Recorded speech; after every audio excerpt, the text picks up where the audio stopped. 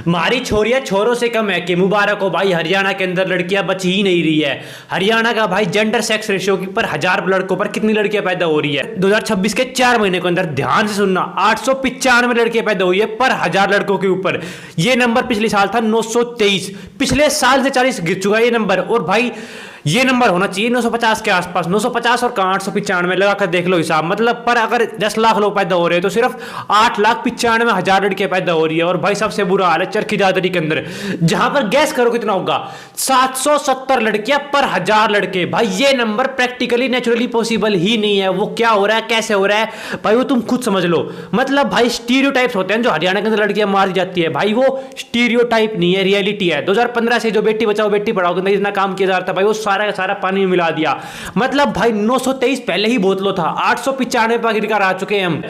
महेंद्रगढ़ के अंदर 857, चरखी दादरी के अंदर 770, रेवाड़ी के अंदर 882 और गुरुग्राम, जिसको भाई तुम कैपिटल सिटी ऑफ हरियाणा बोलते हो, फाइनल सिटी ऑफ हरियाणा बोलते हो, गैस करो कितनी है, 863। भाई ये नंबर नेचुरली पॉसिबल है ही नहीं। इतने बड़े डाटा के ऊपर अगर ये नंबर इतने कम आ रहे हैं तो इसका मतलब ये है कि जो स्टीरियोटाइप है कि हरियाणा के अंदर लड़कियों को आज भी खत्म किया जा रहा है भाई, वो सही है।